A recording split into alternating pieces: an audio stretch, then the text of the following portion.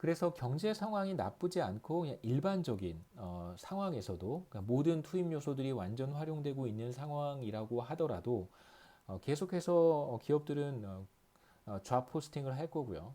그 다음에 계속해서 사람들은 잡 서치를 할 거예요. 그러한 과정에서 실업률은 불가피하게 나타날 수 있습니다. 그래서 잠재 GDP 수준이라고 하더라도 실업률은 0%가 되지는 않습니다.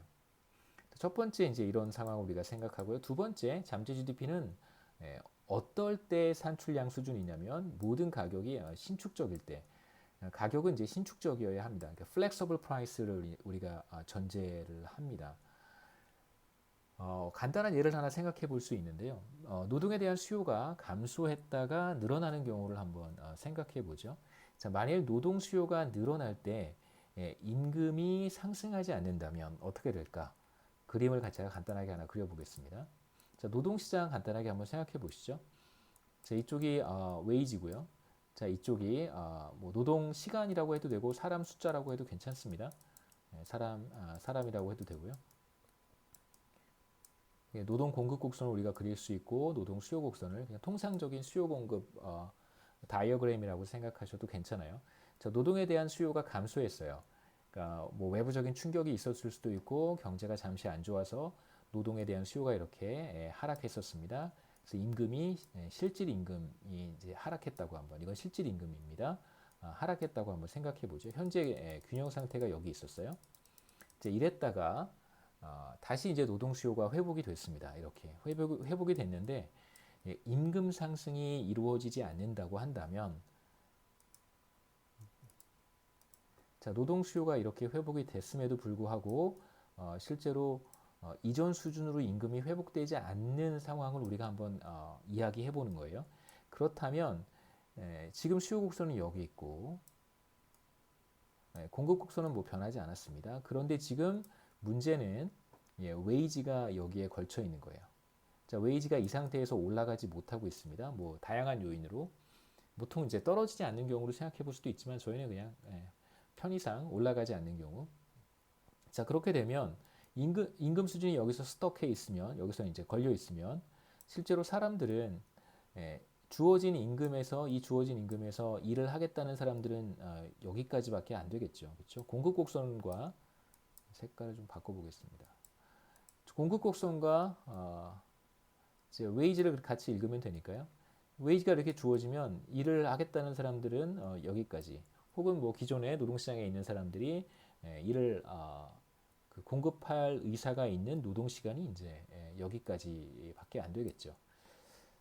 그래서 만약에 이러한 상황이 이제 벌어진다고 한다면 총 노동 시간이 증가하지 못하고요. 자, 총 노동 시간이 늘어나지 못하면 이제 생산이 늘어나지 못하기 때문에 GDP가 포텐셜 GDP 수준으로 돌아가지 못할 수 있습니다. 그러니까 다시 말하면 포텐셜 GDP에 대응하는 고용 수준이라고 하는 것이 있을 텐데 그게 이제 여기라고 한번 해보죠.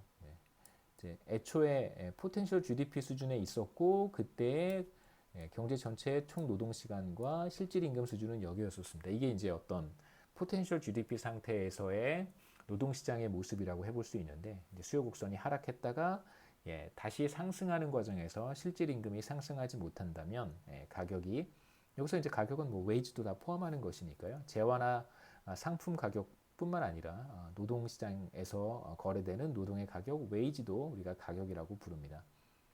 이 경우에는 이제 총 노동 시간이 늘어나지 못할 테니까 GDP 수준이 포텐셜 GDP 수준으로 돌아가지 못하는 현상이 나타날 수 있겠죠. 그래서 두 번째 우리가 포텐셜 GDP에 대한 이야기를 할 때는 가격이 완전 신축적이어야 된다. 그래서 이거에 대립되는 개념이 이제 가격이 경직적이다.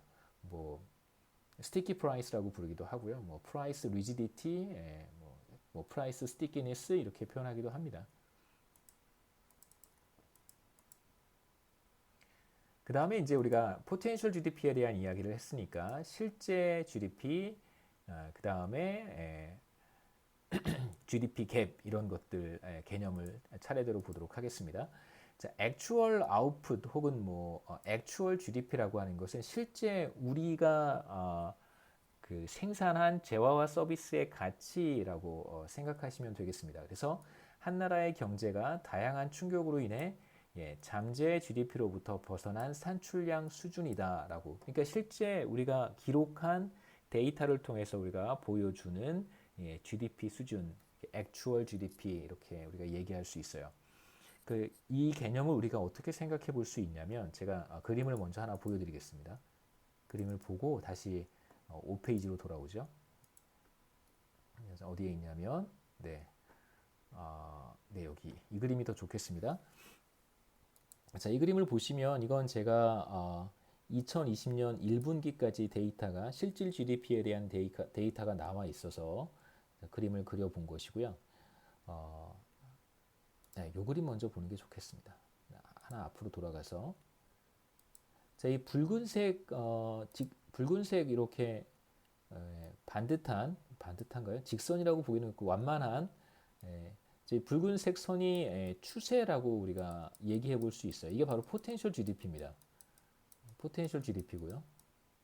잠재 GDP. 자, 포텐셜 GDP라고 우리가 얘기할 수 있고 액추얼 GDP라고 하는 것은 이건 실제 GDP의 로그를 취한 값이기 때문에 조금 실제 값하고 약간 좀 다르긴 하지만 그래도 우리가 뭐 현실을 로그로 표현하기도 하니까요. 괜찮습니다. 실제 액추얼 GDP는 이 트렌드 주변으로 이렇게 변해 왔습니다. 그래서 2000년부터 제가 따로 그려본 건데 이렇게 추세 주변을 이렇게 왔다 갔다 하죠. 이렇게 왔다 갔다 하다가 최근에 코로나 바이러스 이후에 이렇게 트렌드로부터 벗어난 걸 우리가 확인할 수 있습니다.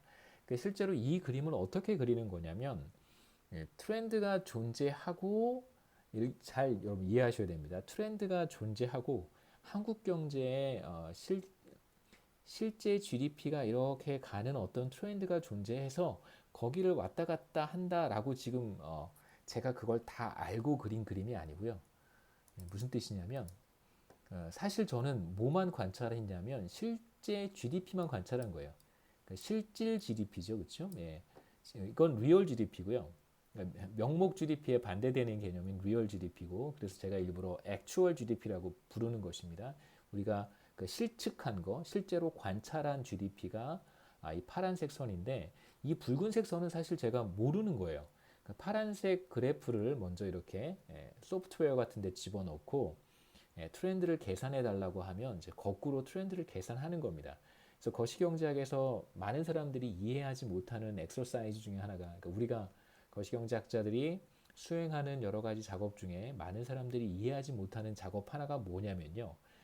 그러니까 트렌드가 존재하고 그 트렌드 주변으로 이렇게 GDP가 왔다 갔다 한다고 얘기를 해야 되는데 실제로 우리는 트렌드를 몰라요. 트렌드를 모르고 트렌드를 어떻게 찾냐면 실제로 나타난 GDP 데이터를 이렇게 그려놓고 나서 소프트웨어를 통해서 이제 통계 프로그램 같은 거한테 이제 물어보는 거죠. 실제 데이터가 이렇게 나타났는데 트렌드는 어떻게 생겼느냐라고 이제 물어보면 이렇게 붉은색 트렌드를 이제 그려줍니다. 약간 그 과정이 좀 거꾸로 되어 있죠. 그러니까 트렌드가 있어서 실제 GDP가 트렌드를 왔다 갔다 하게 만들어야 되는데 마치 꼭 우리가 그렇다라고 전제를 하고 데이터를 관찰한 다음에 트렌드를 거꾸로 찾아내는 방식으로 트렌드를 찾습니다.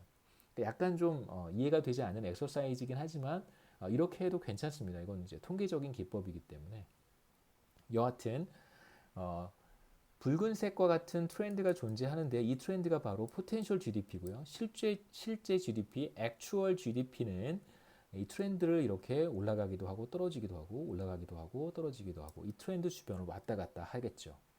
다시 이제 돌아가 보겠습니다. 자, 5페이지로 와서요. 그래서 실제 액추얼 GDP라고 하는 것은 다양한 충격으로 인해 아까 제가 보여드렸던 붉은색 선으로부터 포텐셜 GDP입니다. 벗어난 산출량 수준이다 라고 우리가 이렇게 얘기할 수 있겠죠. 그러니까 실제로 우리가 관찰하는 실제 데이터예요.